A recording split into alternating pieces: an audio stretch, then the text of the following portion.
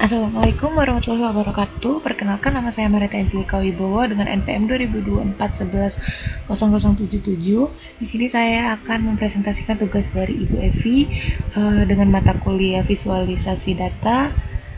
400 data. Di sini saya menyediakan data 400 data dari COVID-19 Indonesia. Saja masuk yang pertama, deskripsi dataset. Dataset yang saya gunakan di sini merupakan dataset COVID-19 Indonesia yang berisi informasi mengenai perkembangan kasus COVID-19. Berdasarkan waktu pengamatan, data ini sudah digunakan untuk menganalisis pola penyebaran COVID-19, tingkat kesembuhan, tingkat kematian, serta perkembangan kasus dari waktu ke waktu. Melalui dataset ini dapat dilakukan berbagai jenis visualisasi data untuk memahami kondisi pandemi secara lebih mudah dan informatif.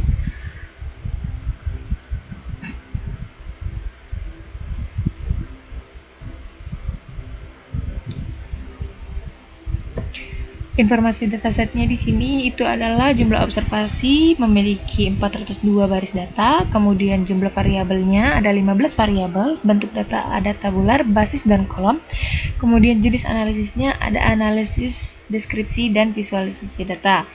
Saya visualisasi ini dibuat menggunakan Matplotlib dan Seaborn.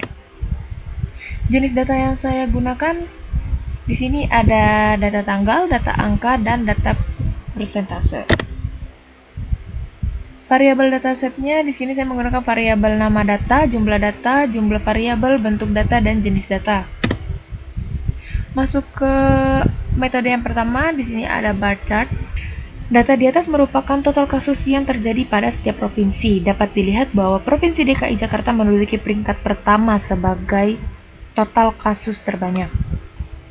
Di sini bar chart digunakan untuk membandingkan jumlah kasus COVID-19 antar provinsi sehingga perbedaannya dapat terlihat dengan jelas. Alasan pemilihannya di sini karena bar chart cocok digunakan karena data yang dibandingkan terdiri dari kategori provinsi dan data angka kasus total, sehingga perbedaan jumlah kasus antar provinsi dapat terlihat dengan mudah.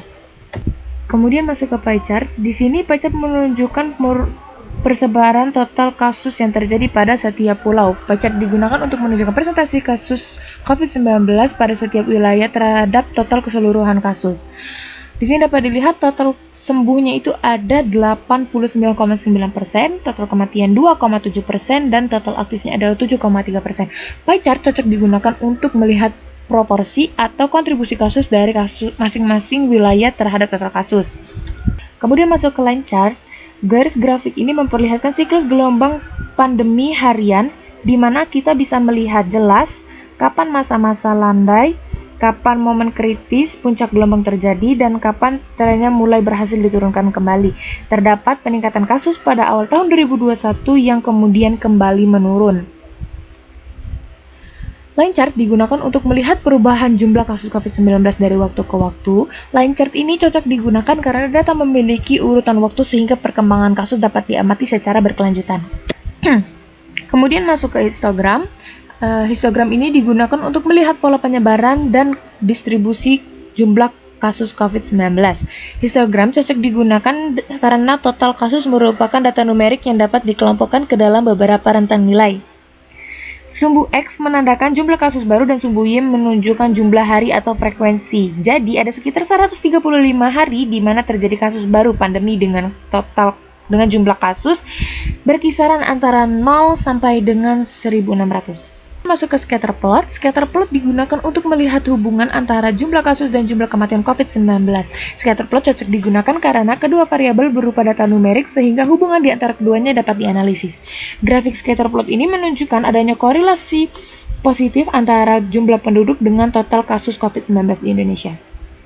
Di mana provinsi dengan populasi besar secara umum cenderung mencatat jumlah kasus yang lebih tinggi, sementara mayoritas provinsi berkumpul di area kiri bawah karena memiliki populasi dan jumlah kasus yang relatif rendah.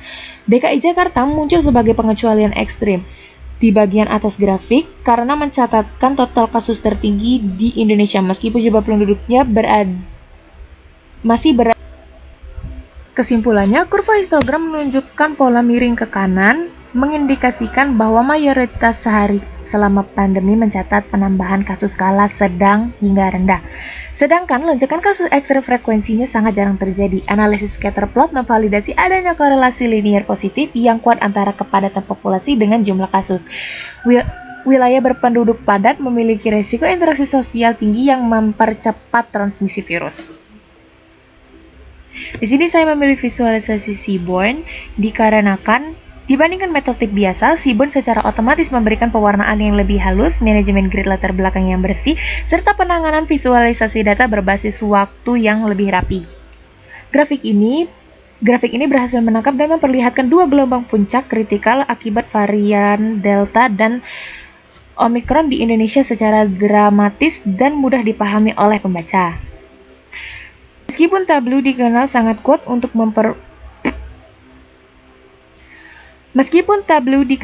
kuat untuk pembuatan dashboard interaktif bisnis, Seaborn menjadi pilihan terbaik untuk laporan akademik saya karena keunggulannya dalam menggunakan exploratory data analysis atau IDE secara langsung di dalam environment pengolahan data Python, serta menghasilkan estetika grafik statistik yang tinggi dengan basis kode yang minimal.